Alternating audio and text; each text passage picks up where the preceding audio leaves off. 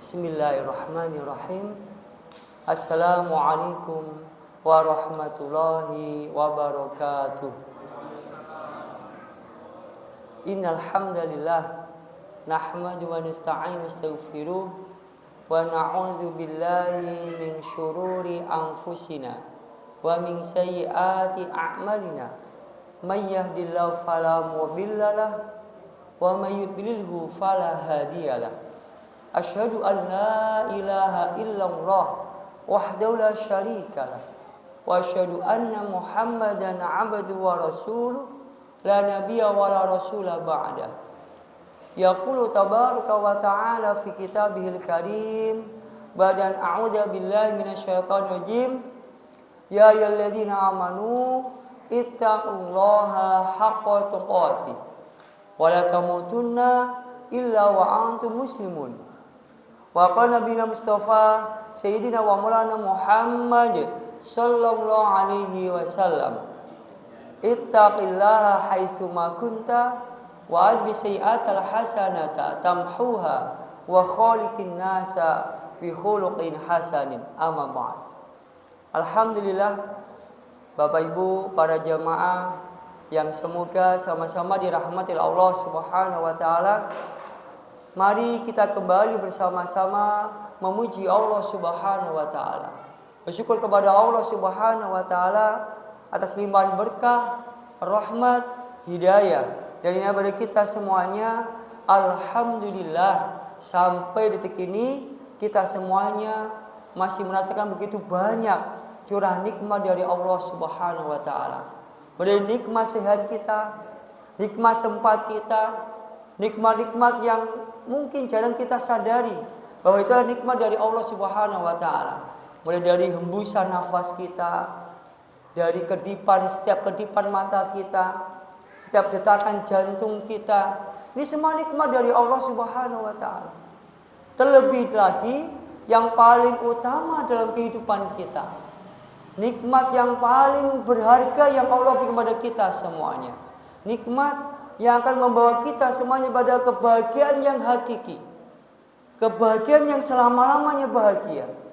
Kebahagiaan yang benar-benar bahagia. Kebahagiaan di dunia yang sementara ini sampai kebahagiaan di kehidupan yang abadi abadan. Kehidupan akhirat kita setelah kematian kita, mulai dari alam barzah nanti sampai surganya Allah Subhanahu wa taala.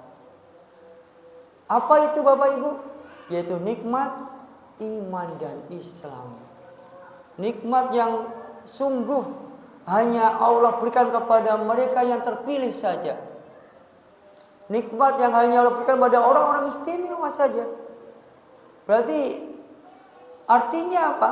Kita semua di sini ada orang-orang pilihan dari Allah Subhanahu wa taala. Orang-orang diistimewakan oleh Allah Subhanahu wa taala karena sudah diberikan nikmat yang mulia ini, iman dan Islam. Karena itu wajib bagi kita semuanya Bapak Ibu untuk menjaga nikmat yang mulia ini dengan cara yang paling mudah. Kita jaga iman Islam kita sebagaimana firman Allah Subhanahu wa taala, la in syakartum la azidannakum. Jadi dengan syukur kita pada Allah ini ada cara penjagaan terbaik iman Islam kita.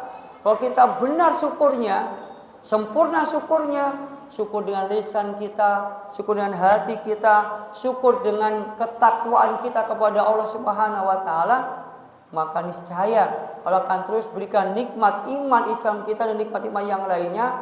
Semoga sampai kita mendapatkan husnul khotimah. Amin ya rabbal alamin. Serta salam semoga terlimpahkan pada junjungan kita Nabi Sayyidina wa Maulana Muhammad sallallahu alaihi wasallam. Allahumma sholli wa sallim wa barik alaihi. Bapak Ibu, para jemaah yang semoga sama-sama dirahmati oleh Allah Subhanahu wa taala. Malam yang mulia ini Sayyidul Ayyam, mulai dari pada maghrib ini kita memasuki hari Jumat yang mulia. Pada kesempatan yang mulia ini juga kita akan membahas satu tema yang sangat luar biasa, sangat mulia sekali. Ini tema tentang ukhuwah al-islamiyah, ya, persaudaraan dalam nama iman dan Islam. Ini Masya Allah merupakan misi utama Rasulullah untuk diutus ke muka bumi ini, sebagaimana Rasulullah sampaikan, innama bu'istu liutammima makarimal akhlak. Sesungguhnya aku diutus oleh Allah Subhanahu wa taala untuk menyempurnakan akhlak yang mulia. Maka akhlak yang mulia ini tidak akan keluar dari ajaran selain Allah Subhanahu wa taala. Syarat akhlak menjadi mulia, syarat akhlak bisa diterima oleh semua manusia, semua kalangan, semua zaman, dimanapun mereka berada. Sebuah akhlak, interaksi antara manusia dengan interaksi yang terbaik, akhlak yang mulia ini cuma satu saja, hanya dengan ajaran Islam yang dibawa oleh Rasulullah Shallallahu Alaihi Wasallam. Akhlak yang menjadikan manusia bersaudara, al-ukhuwah al-islamiyah ini. Dengan ukhuwah inilah, hanya dengan ini, hanya dengan ukhuwah islamiyah, manusia akan mencapai kepada kesempurnaan hubungannya, hubungan antara manusia. Bahkan akhlak yang mulia yang dibawa oleh Rasulullah SAW, al-ukhuwah ini bisa diterapkan, bisa dimanfaatkan oleh mereka yang bukan muslim sekalipun. Ketika mereka ingin mencapai kesempurnaan kehidupannya sebagai manusia, manusia sosial, makhluk sosial, maka jawabannya adalah dengan menerapkan nilai-nilai ukhuwah Islamiyah, nilai-nilai akhlak yang mulia yang Rasulullah SAW sampaikan. Sebagaimana firman Allah Subhanahu wa taala, wa ma huwa ila dzikril alamin. Sesungguhnya Al-Qur'an ini sebagai pondasi dasar dan akhlak yang mulia, ukhuwah Islamiyah adalah peringatan, ajaran bagi seluruh alam, rahmatan lil alamin. Ini tema yang luar biasa, al-ukhuwah al-islamiyah. Jadi persaudaraan dalam Islam. Masa muslimin rahimakumullah. Barang tentu sudah terjadi, ya sudah ditetapkan oleh Allah Subhanahu wa taala, bahwa semuanya kehidupan kita ini, apalagi suatu yang baik, suatu yang mulia, pasti akan ada ujiannya, Bapak Ibu. Bahkan Rasulullah bersabda, asyadul bala'an al-anbiya. Jadi siksa ujian yang paling berat di kalangan manusia ini adalah para nabi dan rasul. Kenapa? Karena para nabi orang paling mulia, orang yang paling dicintai oleh Allah Subhanahu wa taala. Karena itu Allah memberikan ujian yang paling berat. Bagaimana? Coba kita bayangkan kisah Nabi Nuh alaihissalam mengajak istri dan anak-anaknya, selama 950 tahun, tetapi tidak mau mengikutinya. Coba kita punya istri, Bapak Ibu ya, ibunya punya suami, ya, mungkin tidak 1 tahun saja diajak itu sudah bingungnya luar biasa. 1 tahun misalkan, 2 tahun, kok udah kena ya Allah, kok kita ajak kok ora iso piye. Ini masih 1 tahun 2 tahun, Bapak Ibu. Coba jenengan posisi Nabi Nuh alaihissalam 950 tahun. Istri dan anak beliau tidak mau ikut dengan ajakan Rasulullah Nabi Nuh alaihissalam. Bayangkan itu. Nabi Zakaria, beliau syahid digergaji, ya. Nabi Yahya alaihissalam, bagaimana syahidnya? Dipenggal kepalanya, ya. Nabi Muhammad SAW, ya, Sayyidah Fatimah sering menyampaikan, ya, beliau itu sering keluar berdakwah dengan pakaian putih, pulang dengan pakaian yang berwarna. Masya Allah. Warna apa saja? Warna darah, warna tai onta, ya. Dan warna ya Allah. Ini loh. Ini kalau sesuatu yang mulia pasti ada ujiannya, Bapak Ibu. Pasti ada ujiannya. Tidak terlepas juga dengan ukhuwah Islamiyah. Ukhuwah Islamiyah ini ada sesuatu yang sangat mulia. Kenapa? Karena ini kunci perdamaian, kunci kebahagiaan manusia, ukhuwah Islamiyah. Bahkan manusia seluruhnya. Kayak itu pasti setan tidak akan mau manusia mempunyai ukhuwah al-Islamiyah ini. Rukun-rukunnya dimiliki oleh manusia, mereka tidak mau. Mereka ingin menghancurkan sehancur-hancurnya sehingga tidak ada tercipta yang namanya ukhuwah al-Islamiyah. Mereka akan menggunakan segala cara, dari paling kasar sekalipun sampai paling lembut sekalipun. Inilah mereka. Ujian ini sebagaimana Allah berfirman, "Alladzi khalaqal mauta wal hayata liyabluwakum ayyukum ahsanu amala." Yaitu Allah lah zat yang menciptakan kematian dan kehidupan kita ini untuk menguji kita semuanya. Siapa di antara kita yang benar imannya, yang benar-benar mencari Allah Subhanahu wa taala, yang benar-benar ingin menerapkan ajaran Allah dan Rasulullah sallallahu alaihi wasallam, yang benar-benar mencintai Allah, mencintai orang yang mencintai Allah, mencintai orang yang dicintai oleh Allah Subhanahu wa taala. Siapa di antara kita yang paling baik amal ibadahnya dari ujian-ujian ini, termasuk ukhuwah kita? Kemarin saya membedah kitab Al-Fitan, ya, kitab yang menurut ulama itu kitab terbaik sudah di zaman ini, keluaran 2017, tebal sekali. Syekh Mubayyad yang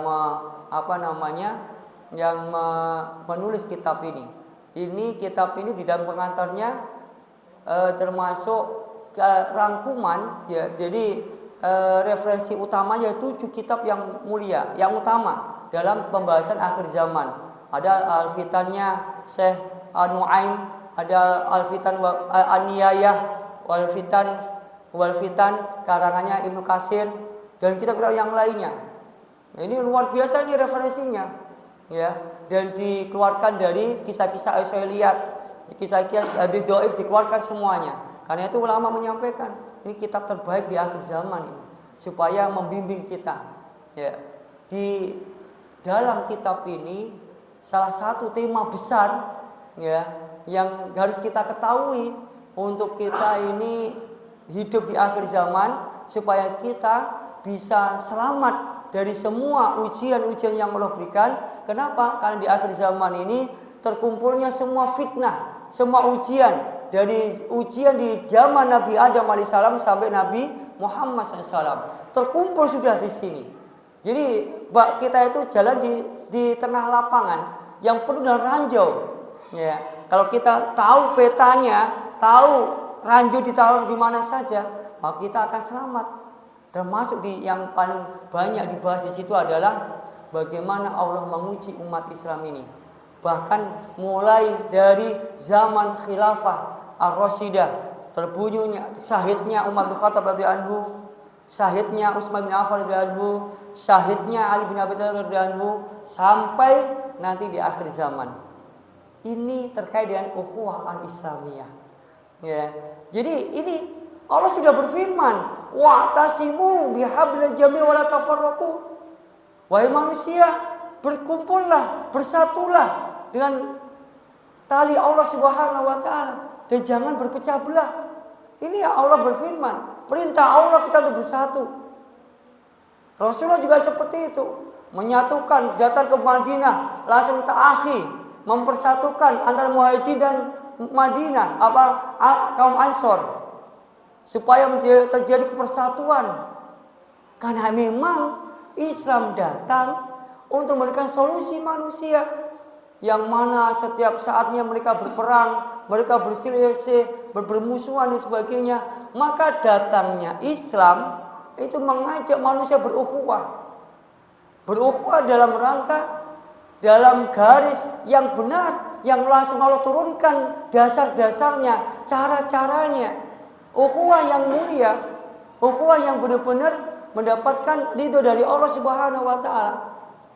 Jadi ukhuwah yang benar ini sudah Allah tetapkan seperti ini.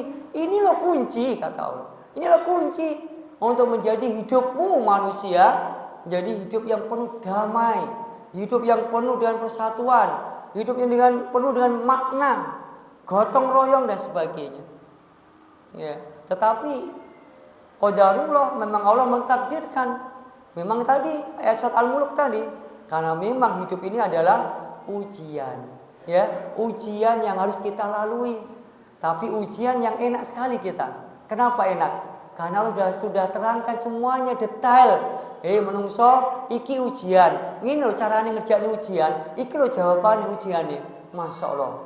Coba bayangkan kalau seandainya Allah berfirman, menungso bertakwalah kepadaku. Wes ngono tok. Piye carane takwa tadi didoi? Wis karepmu penting takwa. Engko lek selamat tak terima takwamu. Ora selamat ora tak terima. Coba kayak seperti itu coba kita. Bagaimana kita mau bertakwa? Ya kan? Susah kita. Tapi alhamdulillah Masya Allah. Ya. Allah luar biasa, Allah Maha Rahman.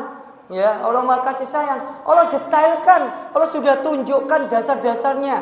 Bagaimana cara bertakwa, bagaimana jalan-jalannya, bagaimana ujian-ujiannya. Sudah jelas sekali semuanya. Detail semuanya. Tinggal kita mau apa enggak memilih jalan yang Allah sudah tetapkan ini. Ya. Jadi ini harus kita sadari. Mari kita masuk ke al-ukhuwah al-islamiyah. Ukhuwah Islamiyah ini mempunyai 5 rukun Bapak Ibu. Ya, 5 rukun ukhuwah al-islamiyah. Yang rukun ini seharusnya menjadi dasar kita berukhuwah. Ya, kalau kita mengaku sudah berukhuwah, bekerja selama 5 tahun bersama misalkan, jadi konco sampai puluhan tahun, tapi tidak ngerti 5 rukun ini, ya belum sempurna ukhuwah kita Bapak Ibu. Ya, rukun ukhuwah ada 5 harus kita praktekkan sehingga ukhuwah kita benar-benar ukhuwah yang mana sebagai contohnya sahabat Muawiyah radhiyallahu anhu dan Ali bin Abi Thalib radhiyallahu anhu. Apa kisah mereka berdua ini? Perang Siffin, gitu ya. Perang antara Muawiyah radhiyallahu anhu dan para sahabat radhiyallahu anhum majma'in dan para kubunya Ali bin Abi Thalib radhiyallahu anhu dan para sahabat radhiyallahu anhum. Sama-sama sahabat yang mulia. Semua sahabat yang mulia Bapak Ibu. Ya, tetapi Masya Allah kemuliaan seorang sahabat memang bukan kita, gitu ya. Ini para seorang sahabat yang mulia. Beliau dikunjungi seorang raja dari Romawi, utusan Romawi. Beliau sampaikan, ya, Romawi ini sampaikan utusan ini, wahai rajaku, supaya ini ya Muawiyah tersanjung gitu ya. Wahai rajaku, kami mendengar bahwa engkau hari ini punya konflik dengan Ali bin Abi Thalib radhiyallahu anhu. Ya, Ali bin Abi Thalib gitu. Maka raja kami menawarkan bantuan supaya engkau bisa menang melawan Ali bin Abi Thalib dan akan mudah mengalahkan mereka. Maka apa jawaban Muawiyah radhiyallahu anhu? Apa jawabannya? Wahai Romawi, wahai orang kafir, dengarkan ini. Seandainya engkau menyentuh satu helai pun dari rambut mereka, rambut saudaraku Ali bin Abi Thalib dan para pengikutnya, satu helai pun, maka aku akan bergabung dengan Ali menggempur kamu semuanya. Oh, bayangkan, ya. Ini mereka berperang Bapak Ibu, tapi tidak mau direcoki, tidak mau digunakan oleh iblis dan orang-orang kafir dalam ini mereka. Itu loh para sahabat, ukhuwahnya seperti itu. Karena memang dilakukan ada. Kalau memang tidak bisa diselesaikan dengan ini ya dengan perang, tapi itu semuanya ada batasannya, gitu ya. Jadi mereka masih berukhuwah Bapak Ibu. Ukhuwahnya luar biasa antara Ali dan Muawiyah radhiyallahu anhum. Mereka dari mengkafirkan satu sama lainnya. Karena memang ini harus diselesaikan. Ya. Jadi inilah kalau kita bisa menguasai 5 rukun ukhuwah kita, ya, maka kita akan bisa sampai seperti itu. Dan sekarang loh, gara-gara kunut tidak kunut melengos, ya kan? Terus ditahdir. Jadi Allah kayak surga milik sendiri gitu ya. Jadi Allahu Akbar, astagfirullah. Nanti akan saya jelaskan kenapa kita harus hati-hati benar gitu ya. Oh, bismillah atau tidak bismillah gitu ya. Sudah di WA. Ustaz, besok udah sang imam di sini lagi ya. Karena ini ya, Allahu Akbar ya. Artinya ya Allah, ini loh. Karena tidak khatam 5 rukun tadi. Ukhuwah tadi ya. Jadi yang pertama, Bapak Ibu, yang pertama rukun ukhuwah yang pertama adalah apa? Ta'aruf ya, saling mengenal. Jadi saling mengenal diri kita, keluarga kita. Ya, kalau namanya kita ukhuwah, kita kenal. Jangan sampai ini, coba jangan kanan kiri tengok, jangan. Kenal enggak namanya? Kenal enggak rumahnya di mana? Siapa istrinya? Berapa anaknya? Apa pekerjaannya? Jangan sampai jangan bingung-bingung nyari tukang sembelih ayam yang syar'i, ternyata koncone saplek mengaji meninggu itu yang nyembelih. Dia enggak tahu. Akhirnya apa? Nyari yang wadoh, nyari ini, ya Allah. Ini karena kurang ta'aruf, ya. Ngono kok ngomong kuah. Ya. Ta'aruf ora genep ya kan? Tanya gitu, tanya. Ini saling berkunjung, silaturahim, Masya Allah. Yang kedua, saya tidak akan memperpanjang di ini apa yang di rukun ini ya. Insya Allah paham semua. Yang kedua adalah setelah ta'aruf apa? Tafahum. Saling memahami. Setelah ta'aruf tidak akan bisa memahami kalau kita tidak kenal. Ya. Sampai Bapak Ibu, Rasulullah pernah ya berjalan malam hari ya supaya tidak terjadi fitnah. Beliau berjalan dengan seorang yang belum banyak dikenal oleh sahabat. Beliau menyampaikan, "Wahai sahabatku, ini adalah Sofia, istri yang baru saya nikahi." Ya. Jadi seperti itu Rasulullah. Supaya apa? Tidak terjadi fitnah, saling memahami. Karena Rasulullah paham sekali para sahabat bagaimana. Ya, akhirnya beliau sampaikan duluan. Sebelum ditanya beliau sampaikan. Ya. Setelah tafahum apa? Ta'awun. Ya, saling menolong. Oh, kae jamaahku kae. Oh, kancaku jamaah kae, kanca ngaji iki apa enek hajatan, tak rono ya, tak ngewangi apa lah. Nah, ta'awun Bapak Ibu. Saling menolong. Wa ta'awanu 'alal birri wat taqwa. Wa la ta'awanu 'alal ismi wal 'udwan. Ya, saling dalam bertakwa, dalam hal ketakwaan kita saling tolong menolong. Setelah ta'awun apa? Takaful. Saling menanggung. Ketika ada saudara kena ujian, seakan-akan itu adalah ujian kita. Ya, itu adalah anak kita sendiri, itu adalah keluarga kita sendiri yang harus kita bantu. Tidak hitung-hitungan lagi sudah, tidak hitung-hitungan lagi. Yang kelima itu yang jarang, tapi sebenarnya itu rukun ukhuwah ini. Ya, itu yang paling puncak sudah. Bahkan para sahabat ini mencontohkan ketika satu perang gitu ya, beliau ada yang mau syahid gitu ya, air gitu ya. Akhirnya sahabat yang sehat datang membawa air gitu ya, bawa air. Ketika mau dikasihkan air ke situ, dia mendengar saudaranya teriak air juga gitu ya. Akhirnya disampaikan, silakan yang sana dulu aja. Jadi kasih isyarat gitu ya, yang sana dulu aja. Akhirnya ini lari ke yang kedua tadi. Yang kedua ini ketika mau minum, dengar lagi ada yang minta air. Akhirnya kasih isyarat lagi, nyawa Bapak Ibu taruhannya ini, ya. Akhirnya apa? Silakan yang sana saja dulu. Akhirnya ketika dia lari ke yang ketiga sudah syahid. Balik yang kedua sudah syahid. Balik yang pertama sudah syahid. Masya Allah. Nyawa Bapak Ibu taruhannya mendahulukan kepentingan saudaranya. Apa yang kelima? Al-isar. Ya, mendahulukan kepentingan keluarganya ketika dia membutuhkan. Ada intinya, bukan hanya mendahulukan saja ketika kita butuh. Tapi kalau kita lihat saudara kita lebih butuh, kita mendahulukan saudara kita. Masya Allah, ini rukun ukhuwah yang tertinggi sudah. Ini orang-orang pilihan Bapak Ibu. Target hidup kita harusnya seperti ini, bisa mencapai rukun yang kelima ini. Ya, dimulai dari ta'aruf, tafahum, ta'awun, takaful, baru ta'athur ya. Jadi isar. Tetapi ingat dalam isar ini Bapak Ibu ada batasan. Al-isaru fil ibadah makruhun ya. Jadi isar dalam ibadah itu apa? Makruh, dibenci oleh Allah. Nah, ini juga harus jadi catatan khusus. Ya, jangan hanya cuma ihsar tok, monggo di depan mawon, monggo azan, monggo ini tidak boleh. Misalkan jenengan mau wudu ngantri gitu ya, airnya sedikit, jangan di belakang jangan ada ustadz besar gitu ya, monggo jangan duluan, tidak boleh, ini makruh. Ya, kalau jenengan sudah waktunya jenengan ngantri sudah ya, airnya sedikit, jenengan pas waktu untuk wudu ya sudah jenengan wudu dulu, habis itu urusan belakangan. Ini mana ibadah ini. Ya, kecuali kalau untuk minum, air minum gitu ya, bukan wudu, minum, ngantri minum, di belakang kita ada orang tua, sepuh, atau orang mulia, orang terhormat, monggo duluan. Nah, ini malah bagus. Inilah ihsan yang diperintahkan, ya. Artinya mendahulukan kepentingan orang lain daripada kepentingan kita. Tapi dalam ibadah, saf pertama duluan. Azan kalau tidak ada yang ditunjuk, ya. Kan beberapa masjid biasanya ada yang ditunjuk. Nah, itu silakan yang muadzin. Kalau udah ditunjuk, duluan azan.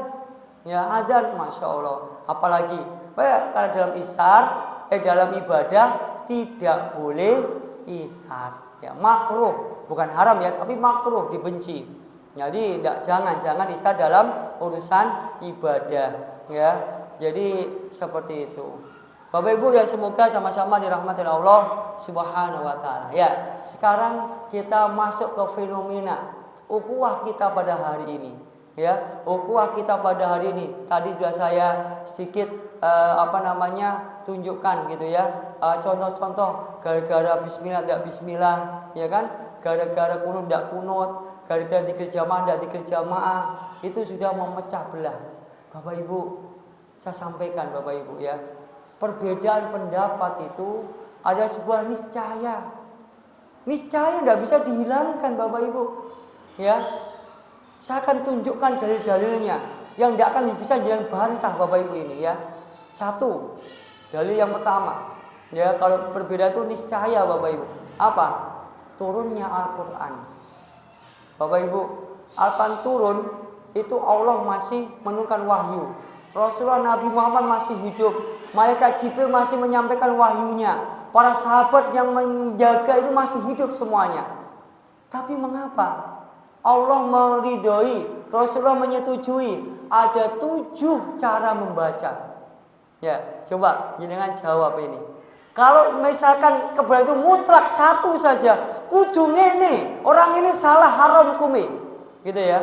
Jadi cuma satu. Ya harusnya tidak boleh ada 7 pembacaan Bapak Ibu. Bahkan dulu lebih daripada 7. Nah, ayat 7 diinikan bahkan diceritakan oleh Rasulullah bahwa Al-Quran itu turun dengan 7 ahruf, 7 huruf. Dan banyak tafsir ulama ya, ada lahjah, ada ini sebagainya, yang jelas tidak akan ada sedikit pun perbedaan. Perbedaan hanya hal-hal yang remeh-temeh, bukan inti dari Al-Quran ini. Dan itu semua sampai Rasulullah. Ya. Jadi artinya yang pertama ini tidak bisa kita bantah Bapak Ibu. Jadi Rasulullah menyetujui loh. Sampai ini hadisnya sahih mutawatir. 7 riwayat ini. Kalau seandainya tidak boleh ada perbedaan pendapat, ya tidak boleh ada ini. Tapi Rasulullah sampaikan. Ya, ini. Yang kedua, Bapak Ibu ya, dalil adanya tidak boleh niscaya perbedaan pendapat ini ya, yang tidak bisa kita bantah Bapak Ibu. Ya, yang kedua adalah penciptaan kita itu sendiri, penciptaan manusia Bapak Ibu. Ya, jadi ini jam berapa sudah? Jam 7 ya, sudah isya ya. Mohon maaf ya, tak cepatkan ini ya berarti. Jadi Bapak Ibu masih banyak dalil-dalilnya sudah. Dalil-dalil yang menunjukkan akan niscaya perbedaan pendapat itu. Ya, maka kenapa kita membatasi diri? Ya, kenapa kita harus dengan pendapat kita dan yang lainnya itu salah, ya. Padahal di zaman para ulama dulu banyak juga perbedaan pendapat ini. Banyak contoh-contoh kita contohkan saja ya. Zaman Rasulullah SAW. Ini supaya kita terbuka. Rasulullah bersabda, dan ini semua sudah masyhur ini pendapat ini. Apa hadis ini? Hadisnya sahih. Tapi kenapa sayangnya itu loh? Kenapa tidak dicakni, tidak dipraktekkan? Apa Rasul bersabda? Ketika Rasulullah SAW memerintahkan para sahabat untuk apa? Syariah. Syariah itu berarti perang tanpa Rasulullah ya. Untuk mengepung dan menyelesaikan perkara Bani Quraidah. Ya. Rasulullah bersabda, la yusalliyanna ahadukum al-asra illa fi Bani Quraidah. Ya. Janganlah kamu semuanya sekali-kali sholat asar sebelum kamu semuanya sampai ke Bani Quraidah. Bapak Ibu, saya mau tanya, kalau seandainya jenengan itu sahabat gitu ya, mendengar langsung perkataan dari Rasulullah seperti tadi ini, kira-kira apa ini jenengan? Pemahaman jenengan dari hadis Rasulullah ini apa kira-kira? Ojo sholat saat dulu kamu semua itu sampai neng Bani Quraidah. Ini jelas sama mboten Bapak Ibu? Adakah penafsiran yang lainnya kira-kira? Enggak ada kan? Jelas sekali. Pokoknya aja sholat kecuali kamu sampai ke tempatnya Bani Quraidah. Kan tidak ada perbedaan pendapat ya. Di zaman Rasulullah ini loh. Perkataan sudah jelas sekali. Sudah jelas ojo sholat apa? Asar. Ya, di mana? Kecuali di Bani Quraidah. Pokoknya tidak oleh sholat kecuali Bani Quraidah. Sampai perjalanan, ya ini mereka berjalan semua. Di tengah perjalanan ketika asar sudah mau hilang, ini terjadi dua perbedaan pendapat Bapak Ibu di zaman Rasulullah. Gitu ya. Dua perbedaan pendapat. Apa perbedaan pendapat? Yang pertama, ya, golongan pertama itu menyampaikan bahwa perkataan Rasulullah ini harus ditakwilkan, ya. Kenapa? Karena Allah sudah menyampaikan inna sholata kanat alal lil muslimina kitaban mauquta. Alal muslimina kitaban mauquta, ya. Sesungguhnya 5 waktu itu sudah ditetapkan oleh Allah Subhanahu wa taala waktunya. Ini tidak perlu lagi istihad. Maka perkataan Rasulullah itu harus ditakwilkan supaya kita bercepat-cepat untuk berjalan, gitu ya. Sehingga kita sholatnya tetap asar ya tetap di waktu asar. Nah, maka kelompok yang kedua bagaimana? Ini sudah jelas perkataan Rasulullah, ya. Sudah tidak perlu takwil, jelas kita harus cepat-cepat sholatnya di Bani Quraidah, tidak usah kita ini sendiri. Nah, maka bagaimana? Terpecah di dua golongan, yang sebagian sholat asar, sebagiannya melanjutkan perjalanan sampai sana, ya. Bani Quraidah mereka sampainya Isya Bapak Ibu. Sepanjang masa hanya satu kali ini dan tidak boleh diulangi, ya. Jamak 3 sholat, ya. Asar, maghrib, isya, gitu ya. Jadi jamak 3 sholat sekaligus dan tidak boleh diulangi. Nah, ketika selesai perkara Bani Quraidah disampaikan kepada Rasulullah, maka Rasulullah menyampaikan dua-duanya benar. Nah, jadi tidak ada masalah kalau seandainya mau ada dalil dan dasar yang kuat Bapak Ibu dalam perbedaan pendapat ini. Bahkan ya Umar bin Abdul Aziz rahimahullah taala, beliau itu dikatakan sebagai apa?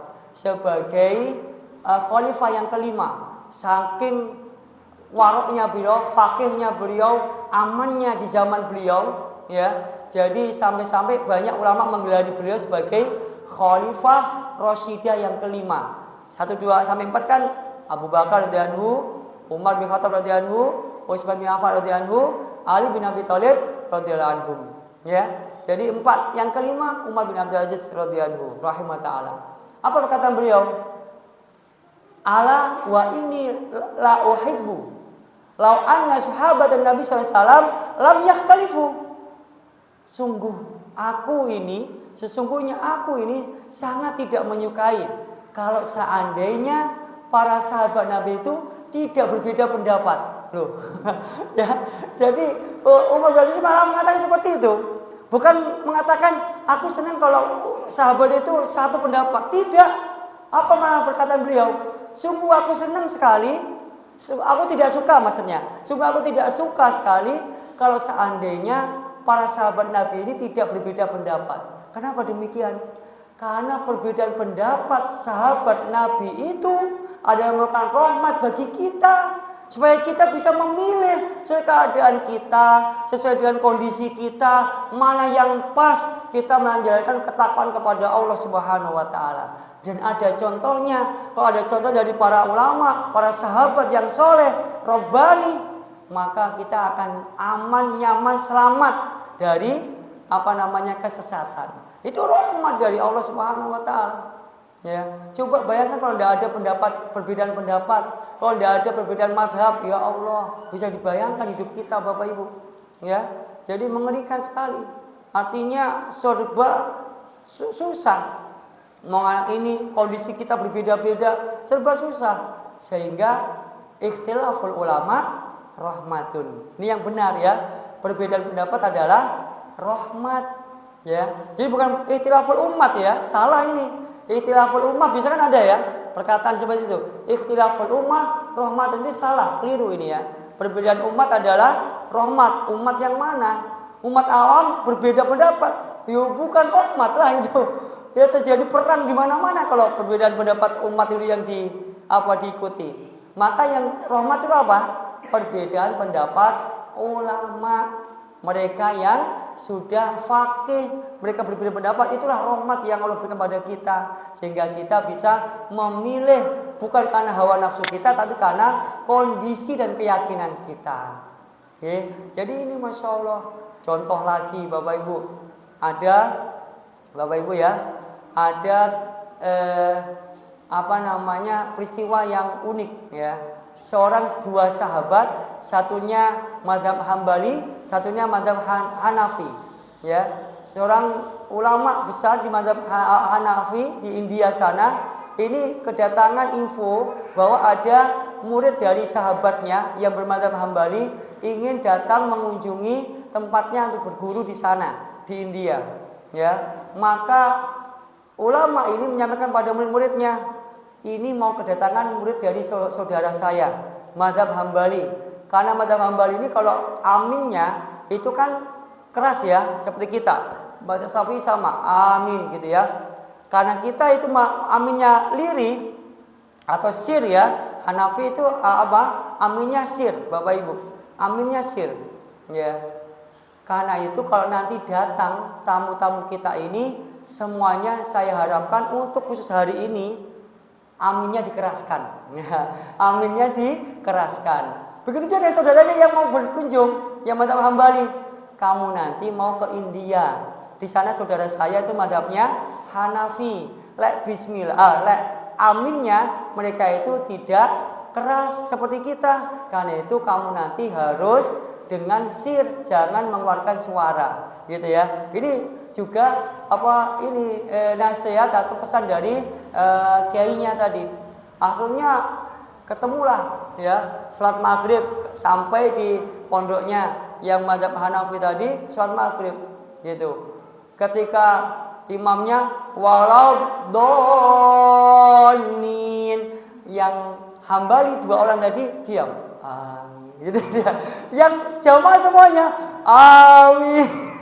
Nah itu loh, Masya Allah. Ini orang-orang faqih Bapak Ibu, saling menghormati ya pendapat mereka.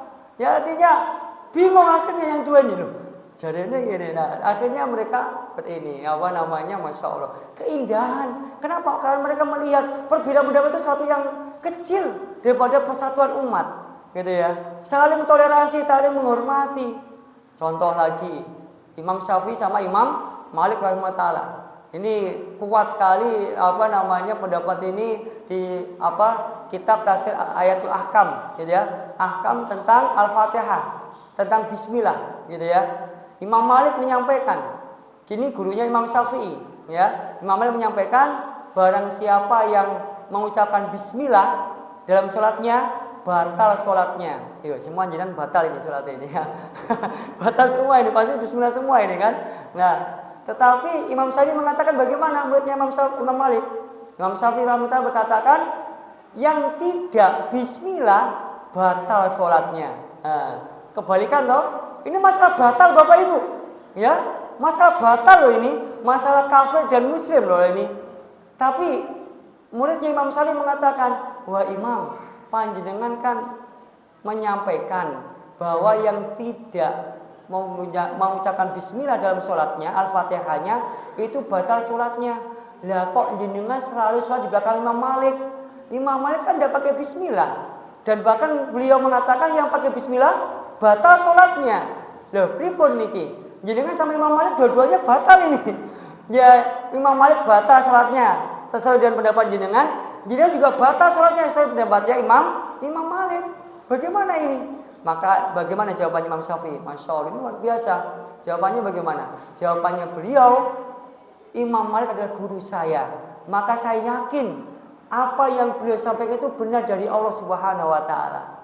Tetapi Allah menyampaikan ilham pada saya sampai pada pendapat ini, bahwa yang tidak pakai bismillah itu batal sholatnya. Ini sudah pendapat saya yakin ini yang benar juga. Karena itu saya yakin dengan sholat saya insya Allah sah, karena saya yakin pendapat saya seperti ini. Dan Imam Malik sah, karena itu pendapat beliau, saya yakin itu dari Allah Subhanahu wa Ta'ala.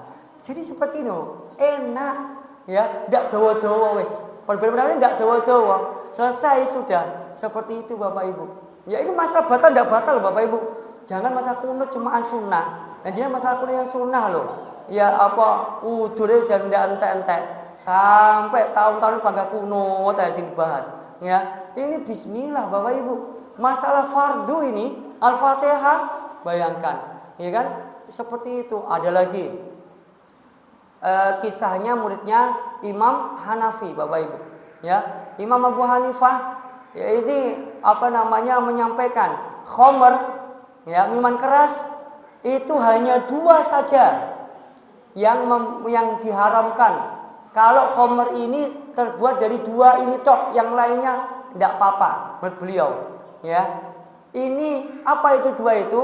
Yaitu perasan anggur, fermentasi anggur dan fermentasi dari gandum. Ya, kalau pendapat ini dipertahankan Imam mazhab Hanafi ya, oh ngeri Bapak Ibu. Ekstasi, ya narkoba itu tidak popo. Ya, tidak haram, ya kan?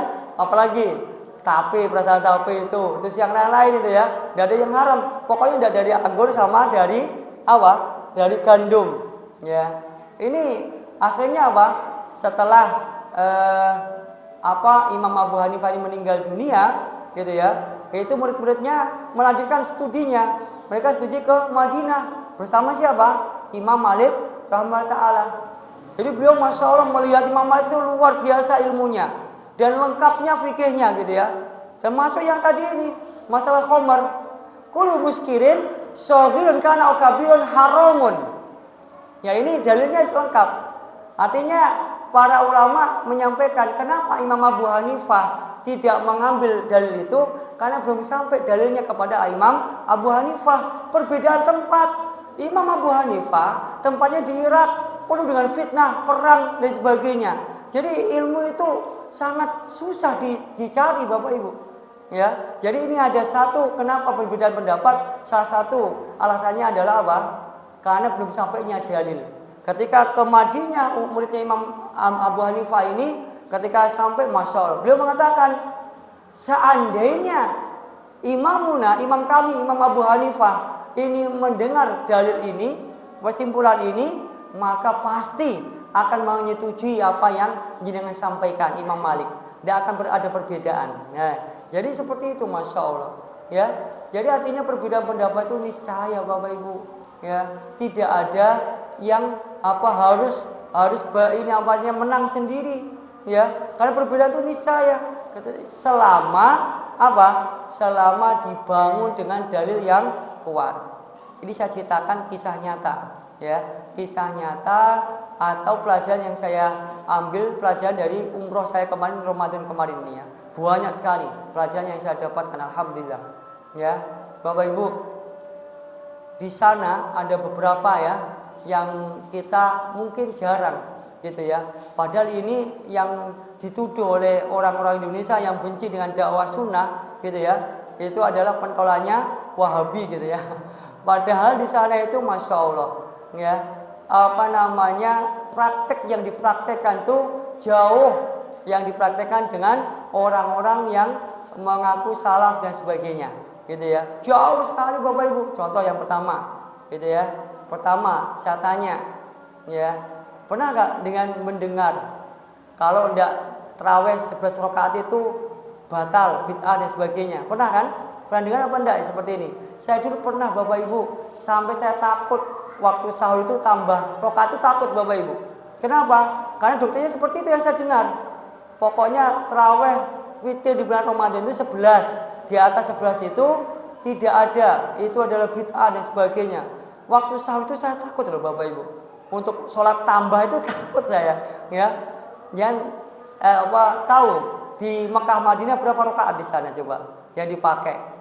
Berapa rakaat Bapak Ibu? Berapa? Tidak juga 23. Berapa? Berapa? Tidak. Berapa ayo? Bukan 23, bukan 11. Berapa? 13 rakaat. Loh, iya 13 rakaat. Ya, itu menunjukkan Bapak Ibu, bukan saklek Islam ini ya Allah. Kok panggang ngengkel dengan ajaran kita di Indonesia ini ya kan? Oh, sholat kudu sholat. 13 di sana. Betul, dan yang 23 juga betul. 10 hari terakhir 13, 23 baru. Sebelum 10 hari terakhir itu 13, 10 tarawih, 3-nya witir gitu ya. Bukan 8, 10 tarawihnya. 3-nya witir. Ya, ini yang terjadi di sana. Itu yang pertama. Lalu yang 10 hari terakhir baru 23. 10, 10, 3. 10 tarawih, 10 tahajud jamaah, dan 3 tahajud dan witir. Nomor 2 sekarang. Mana yang benar? Ya, 2, 1 witir atau 3 langsung salam. Mana yang benar Bapak Ibu? Mana yang lebih meyakinkan jenengan yang selama ini jangan terima? Mana? 3 kan? 3 kali salam toh? Praktek di sana bagaimana? 2-1 Bapak Ibu. Makkah Madinah semua imam 2-1. Oh, coba jangan hari ini membid'ah-bid'ahkan ya kan. Oh, 2-1 itu bid'ah. Di sana Bapak Ibu 2 dan 1. 2 rakaat witir, 1 rakaat witir. 2-1. Itu yang saya temukan di Mekah dan Madinah. Ya, itu yang kedua. Yang ketiga sekarang Bapak Ibu, ya. Kunut witir. Jenengan lakukan apa enggak? Mungkin enggak ya. Banyak enggak mungkin ya. Mungkin ada juga yang mengatakan 15 hari pertama, terakhir ya, sampai akhir baru kunut witir. Bapak Ibu, di sana mulai dari hari pertama witir sudah dengan kunut. Ya, Ramadan witir dengan kunut. Saya 21 hari kemarin. Ramadan ini sampai Syawal, ya, sudah pakai kunut Bapak Ibu. Yang ketiga ini. Jadi itu. Yang keempat, pernahkah jenengan mendengar amalan khusus di tanggal 29 Ramadan? Pernah mendengar Bapak Ibu? Pernah disampaikan oleh Ustaz kita di sini? Tanggal 29 Ramadan. Ini waktu itu ya, yang menyampaikan langsung Syekh Sudais ya, dengan pendapat beliau dengan dalil banyak sekali. Beliau menyampaikan apa? Khusus tanggal 29 nanti kita akan melakukan kunut khusus, yaitu di dalam tarawih kita. Ya, di kapan dilakukannya? Yaitu sebelum rakaat kedua, sebelum ruku. Oh, gorib kan? Aneh kan? Ini tanggal 29, setiap tanggal 29 ya, beliau sampaikan ini sudah dilakukan lama di Mekah Madinah. Ya, tanggal 29 Ramadan sebelum ruku kunutnya. Sehingga di malam hari itu kita kunut berapa kali? 2 kali. Ya, kunut tarawih sama kunut witir. Bapak Ibu, inilah ya, ini contoh-contoh ulama melihat perbedaan itu suatu hal yang biasa. Ya, jangan dijadikan suatu hal yang penuh dengan pelit, penuh dengan bahaya, harus diberantas, harus di ini. Ya Allah, siapa kita? Siapa? Apakah kita hakim? Apakah turun ayat Quran pada kita ayat ini dari Allah? Kalau tidak seperti kawamu salah kabeh, kafir, kabeh neraka kabeh. Apakah ada seperti itu? Kenapa kita berani sekali menjadikan pendapat kita itu paling benar, yang lainnya salah, dengan dalil yang hanya kita tahu segelintir saja, gitu ya? Kenapa seperti ini? Contoh misalkan, kalau jenengan membuka dalilnya riwayat Imam Muslim, riwayat dari Ibunda Aisyah radhiyallahu anha, beliau mengatakan, ya, saya tidak pernah melihat Rasulullah, ini riwayat Muslim ya, hadisnya sahih, Rasulullah puasa Dzulhijjah. Saya tidak pernah melihat. Itu kata Ibunda Aisyah, riwayatnya Muslim. Coba bayangkan. Kalau seperti ini kita cuma membaca satu hadis tok seperti ini, di hadis yang lainnya kita pasti akan ini. Bid'ah puasa Dzulhijjah itu. Itu loh dalilnya sahih Muslim. Kamu salah, neraka iki kok. Naudzubillah. Ya. Jadi seperti ini, kalau kita sempit pemahaman kita, satu dalil yang kita baca dan baca yang lainnya. Padahal ada dalil yang lainnya. Bahkan bukan Ibunda Aisyah tok. Ummahatul Mukminin meriwayatkan dari diwakili oleh Ibunda Hafsah mengatakan, saya selalu melihat Rasulullah puasa di Dzulhijjah. Tuh bayangkan.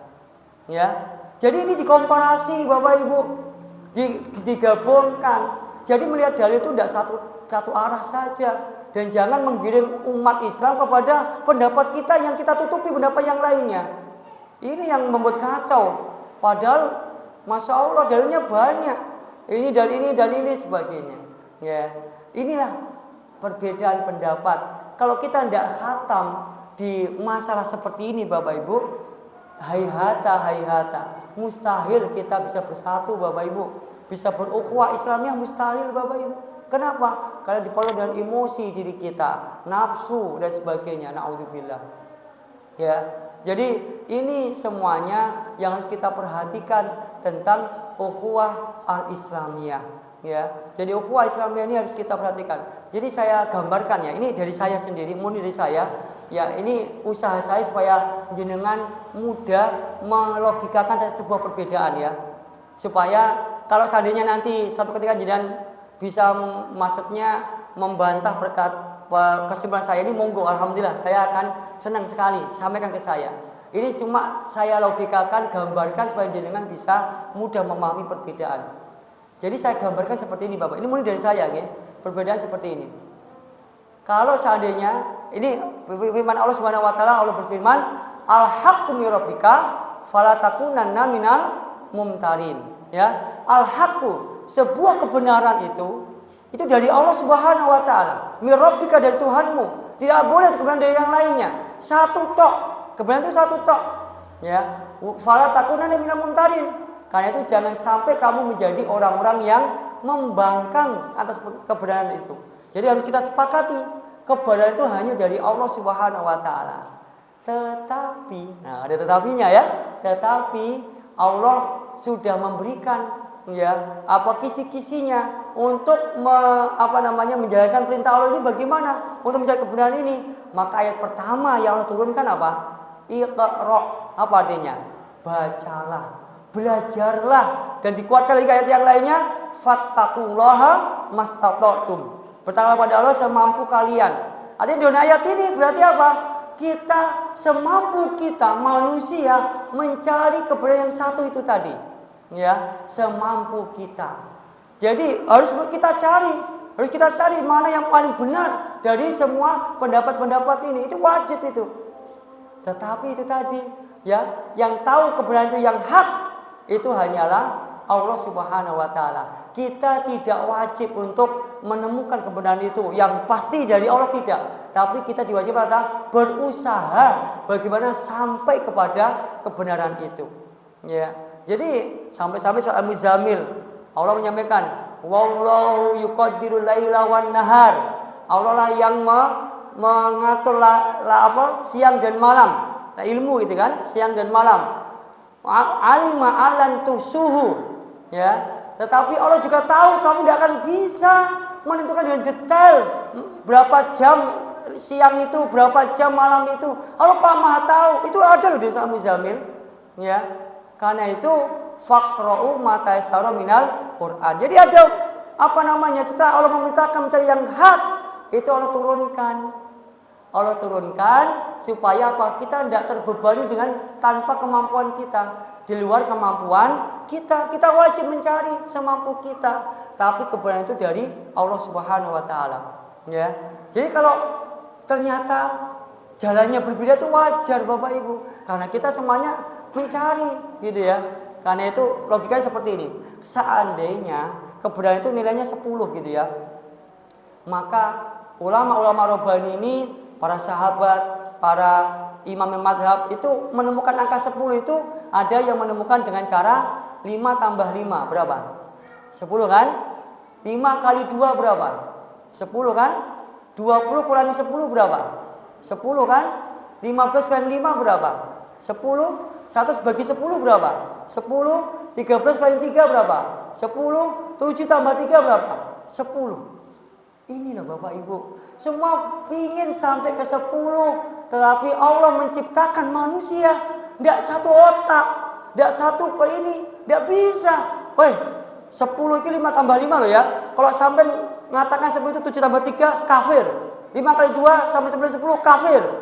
Naudzubillah, sopo kita Bapak Ibu, ya kan?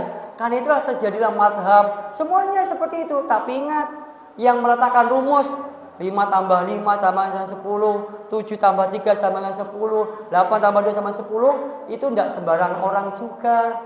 Harus punya ilmunya, punya sudah sampai makom istihad, mujtahid yang bisa memberikan fatwa. Tidak semua kita, termasuk saya, jenengan semua, ikut saja para ulama Bapak Ibu.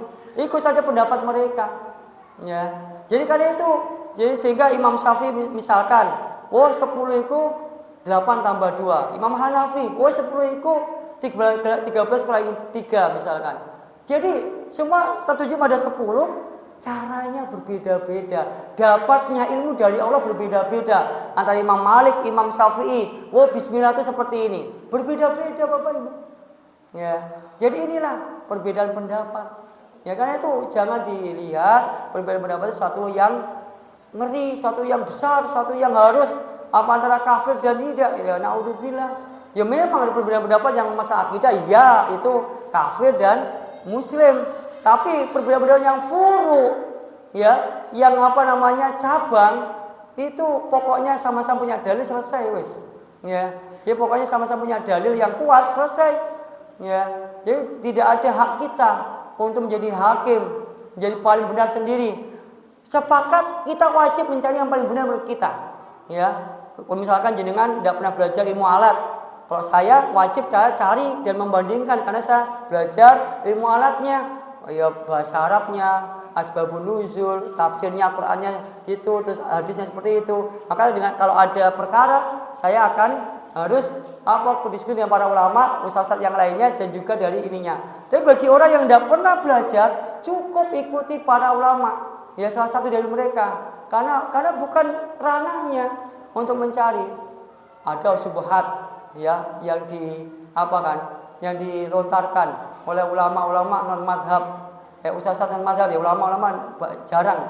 Ya namanya ulama pasti beliau akan menyampaikan hal yang adem gitu ya. Tapi ustaz ini yang menyampaikan, yang mengaku ya, menyampaikan. Sekarang gini, kamu pilih Imam Syafi'i atau Rasulullah? Teman ditanya seperti ini, pilih Imam Syafi'i atau Rasulullah? Pilih Imam Malik atau Rasulullah? Pilih Imam Ahmad bin Hanbal atau Rasulullah? Imam Madzhab atau Rasulullah? Gimana jawabannya Bapak Ibu? Ya, as-soal khotok. Ya, jadi soalnya itu sudah salah Bapak Ibu. Ya, soalnya ini sudah salah, tidak bisa soal seperti itu, tidak ada, tidak boleh soal seperti itu. Apakah kita menuduh Imam Syafi'i tidak mengikuti Rasulullah? Berani kita menuduh seperti itu? Ya, berani kita menuduh seperti itu. Ada satu ulama, Bapak. Beliau minta fatwa pada seorang ulama lebih besar, gurunya. Ya, gurunya. Beliau tanya satu perkara, maka gurunya ini mengetes, ya, muridnya ini. Ulama besar juga, apa yang dikatakan oleh gurunya ini? Kamu ingin jawaban Syafi'i atau jawaban Rasulullah? Ya, jadi jawaban Quran maksudnya. Ingin jawaban Quran atau jawaban Syafi'i? Imam Syafi'i maksudnya gitu. Maka apa yang dikatakan? Saya pilih jawaban Syafi'i. Kenapa? Kalau jawaban Al-Quran berarti dari jenengan. Saya lebih percaya Imam Syafi'i pada jenengan. Oh, ya kan? Jadi kalau dua perkataan ini, jadi kena baik-baik ya. Pilih mana? Jawaban dari Quran atau dari Imam Syafi'i? Maka ulama yang cerdas pilih jawaban dari Imam Syafi'i. Kenapa? Imam Syafi'i sudah meramu, sudah menyimpulkan. Kalau jawaban dari Al-Quran, berarti yang menjawab ini siapa? Apakah Al-Quran? Tidak. Al-Quran tidak menjawab. Al-Quran ya ini kan. Yang menjawab siapa?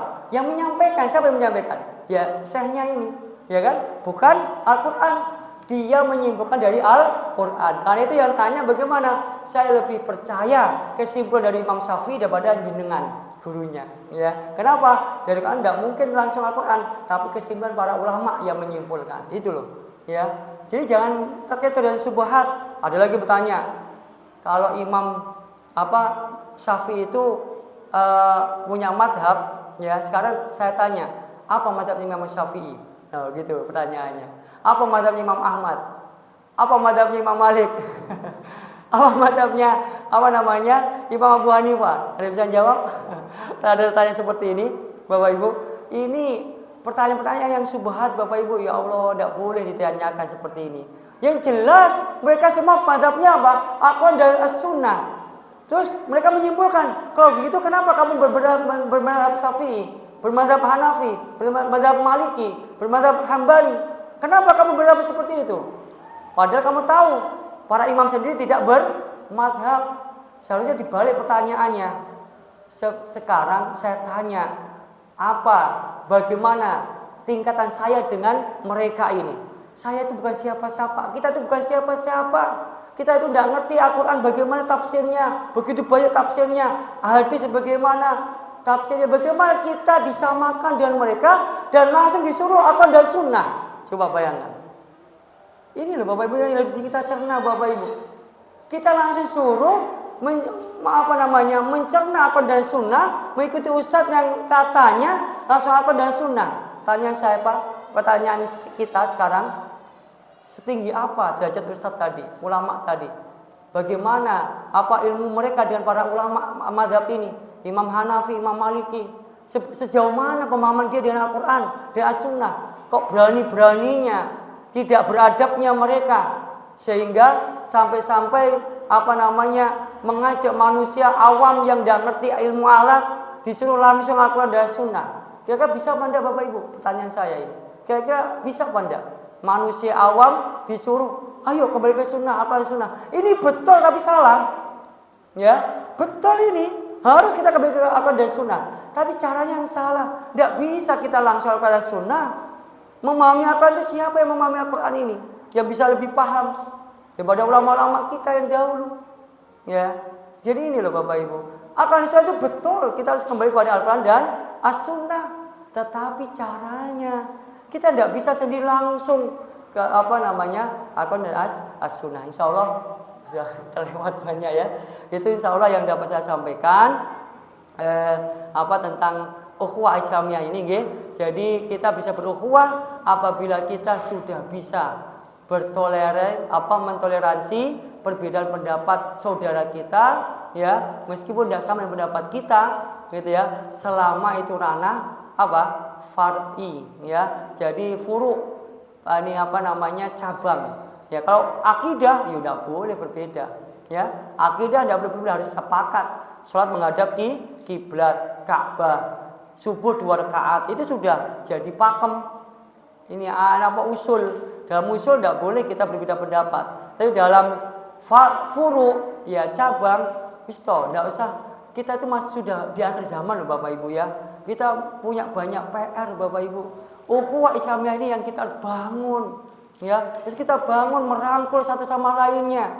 Silakan pakai kunut atau tidak kunut, penting punya dalil masing-masing. Silakan bismillah jarak pesir, silakan. Penting dalilnya masing-masing. Ya. Bapak Ibu, saya tanya, kalian sudah tahu apa belum? Dari Kutubus Sittah, imam hadis, ahli hadis ya, dari Imam Bukhari, Imam Muslim, ya, Imam Tirmidzi, Imam Nasai, Imam Baihaqi, Imam Abu Dawud. Ini pengarang 6 kitab terbaik setelah Al-Quran, kitab hadis ya, yang mengumpulkan hadis-hadis sahih sampai yang tidak sahih, supaya orang tahu kalau itu tidak sahih, diterangkan di situ. Saya tanya, apakah mazhab mereka Bapak Ibu? Apa mazhab mereka Bapak Ibu? Syafi'i Bapak Ibu, jangan telitinya. Syafi'i mazhab mereka. Tapi kenapa kita sehari ini yang baru belajar, baru membaca 1-2 hadis, langsung membenturkan hadis mereka dengan pendapat Imam Syafi'i rahimahullah. Kalau seandainya hadis yang mereka bawa ini ulama-ulama soleh ini, Imam Bukhari, Imam Muslim, ya, itu memang pendapat mereka sesuai dengan hadis yang mereka bawa, mereka tidak mungkin mengikuti Imam Syafi'i Bapak Ibu. Jarak mereka itu jauh Bapak Ibu. Ya, tidak sejaman juga. Tapi kenapa mereka memilih pendapat atau mazhab Imam Syafi'i dalam fikihnya? Ya, karena mereka melihat Imam Syafi'i paling luas pemandangannya, paling luas, paling ini, Masya Allah. Karena itu mereka memilih. Jadi meskipun mereka meriwayatkan hadis yang bertentangan dengan mazhab Syafi'i, mereka memilih mazhab Syafi'i, bukan hadis yang mereka riwayatkan, bahkan memilih mazhab Imam Syafi'i. Kenapa? Karena setiap hadis itu tidak bisa dibaca dengan satu arah, tidak bisa Bapak Ibu. Dan arah yang lainnya, dengan perbandingan dengan hadis-hadis yang lainnya, apa yang lainnya, membutuhkan para hafid ini. Tidak lain daripada adalah para ulama mazhab kita Bapak Ibu, para orang-orang yang luar biasa dalam memahami Islam ini. Insya Allah seperti itu yang dapat saya sampaikan. Ya, ini semoga apa yang saya sampaikan ini membuat kita semuanya semakin semangat untuk berukhuwah, ya, untuk merangkul saudara kita semuanya, bersama-sama bertakwa pada Allah Subhanahu wa taala, ya, meninggalkan perbedaan-perbedaan, Jadi dengan kita yakin dan pendapat kita tanpa melakukan perpecahan, gitu ya. Jadi mereka saudara kita semuanya selama ini masalah furu, ya kita harus wajib berukhuwah. Kalau seandainya kita melihat saudara kita ini berbuat salah yang keluar dari perbedaan pendapat ulama, bahkan mau dengan pendapat yang tidak benar, maka itu kita melihatnya bukan kacamata hakim, bukan kacamata seorang penjaga neraka, tapi kita melihat dengan kacamata ukhuwah. Itu saudaraku mesakni, lek kleru, yuk tak bantu, ayo tak jak ngaji, ayo tak ini, supaya dia taubat dari kesalahannya dengan cara yang baik, ya, dengan cara yang ihsan, mengajak mereka untuk kembali kepada Allah Subhanahu wa taala, bukan dengan kacamata hakim ataupun penjaga, ya. Jadi tidak memvonis langsung, ya, ini sebagainya. Diajak dengan baik untuk belajar Islam yang lebih baik yang sesuai dengan Ahlussunnah wal Jamaah. Insya Allah seperti itu yang dapat saya sampaikan. Ada sesi tanya jawab? Tidak? Oh ya, alhamdulillah tidak ada lagi. Alhamdulillah, jazakumullah khairan. Itu yang dapat saya sampaikan. Mohon maaf waktu yang tersita. Semoga Allah memberikan barakah kepada kita semuanya, bisa memberikan kita tambahan ilmu, bisa menjadikan kita selamat di akhir zaman ini, ya, sehingga kita semuanya bisa husnul khatimah, masuk surganya Allah Subhanahu wa taala. Amin ya rabbal alamin. Itu yang dapat saya sampaikan. Akhir kalam, subhanakallahumma wa bihamdika asyhadu an la ilaha illa anta astaghfiruka wa atubu ilaik. Akhir kalam, assalamualaikum warahmatullahi wabarakatuh.